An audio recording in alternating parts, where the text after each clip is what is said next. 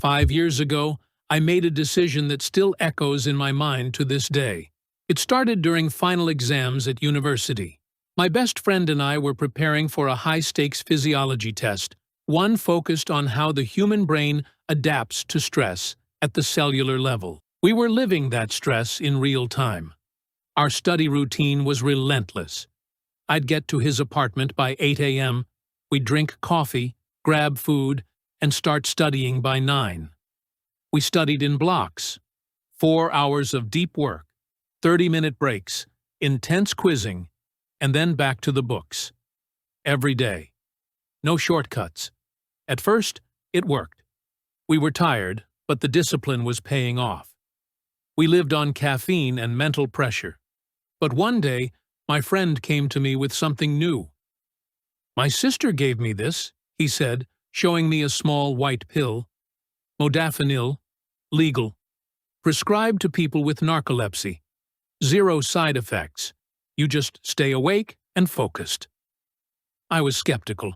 I'd heard of so-called smart drugs, but never imagined taking one myself. Still, something about the way he said it made it sound so harmless, so casual. That night, I looked it up. Provigil, wakefulness-promoting agent, non-addictive, no withdrawal. Even the forums were calling it the productivity cheat code. I didn't sleep well that night, but not out of fear, out of excitement. The next morning, we both took 200 milligrams on empty stomachs with coffee. 30 minutes passed. Nothing. 1 hour. Nothing. An hour and a half. Still nothing. Then suddenly we realized we'd been studying for 6 straight hours. No food, no break, no burnout. I felt hyper-focused, calm, emotionless, like I had become a study machine. That day, we powered through like never before. That night, I slept like nothing happened.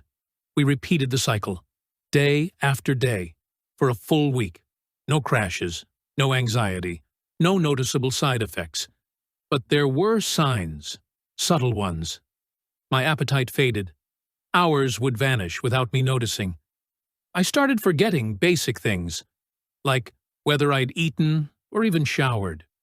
The world felt a little too clean, a little too sharp. One day, my friend got sick, just a light fever, some sneezing.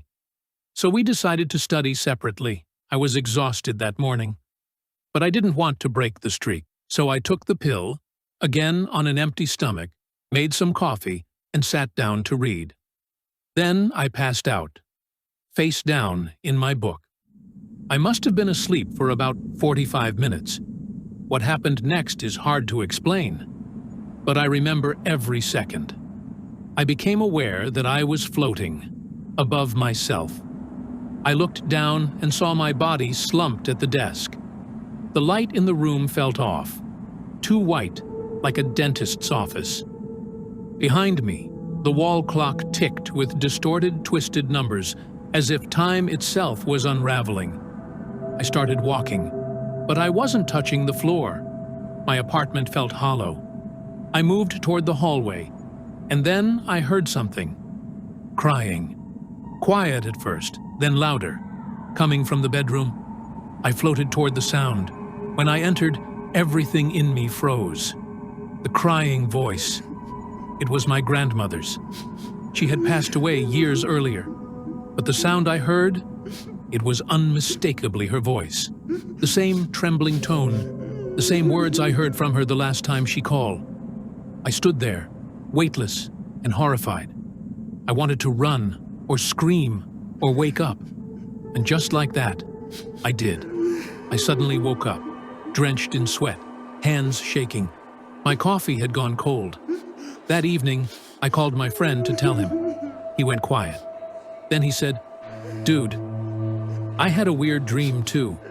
He told me he had seen his childhood dog lying in the hallway, crying. In his dream, it had looked at him with panic in its eyes, just like it did before it died. But the story didn't end there. In the weeks that followed, something lingered.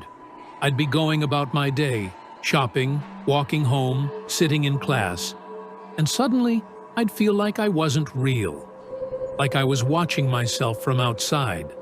It wasn't full dissociation, not like the out-of-body episode, but it was powerful and sudden each time. I'd blink, look at my hands, and feel disconnected from them. Objects around me would feel slightly unreal, like props on a stage. Time would stretch and bend. I'd ask myself, am I dreaming? Am I awake? Is any of this actually happening? It didn't happen every day, just often enough to keep me on edge. Some episodes would last seconds, others minutes. I started questioning everything, my choices, my memories, even my sense of identity. I later read that modafinil, while safe for many, can trigger depersonalization and derealization in sensitive people, especially if combined with sleep deprivation, anxiety, or emotional stress. And that's exactly what I was swimming in.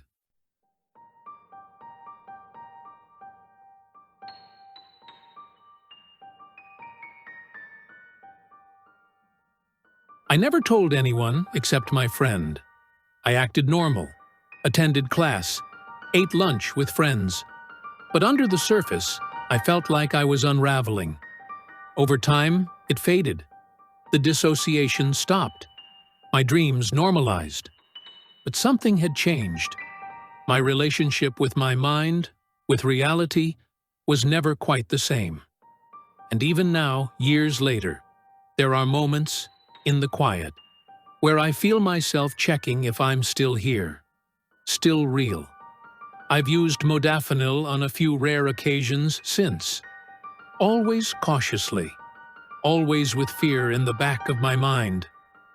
Nothing terrible happened, but I was never fully comfortable. Like I was walking a tightrope above something deep and dark I didn't want to fall back into. I'm not here to scare you. I'm not saying modafinil is evil, or that you'll have a breakdown if you try it. But what I will say is this. These smart pills aren't free upgrades. They're not cheat codes. They come with trade-offs, sometimes hidden, sometimes subtle, sometimes soul-deep. The mind isn't a machine, and when you mess with the switches too much, sometimes something switches back.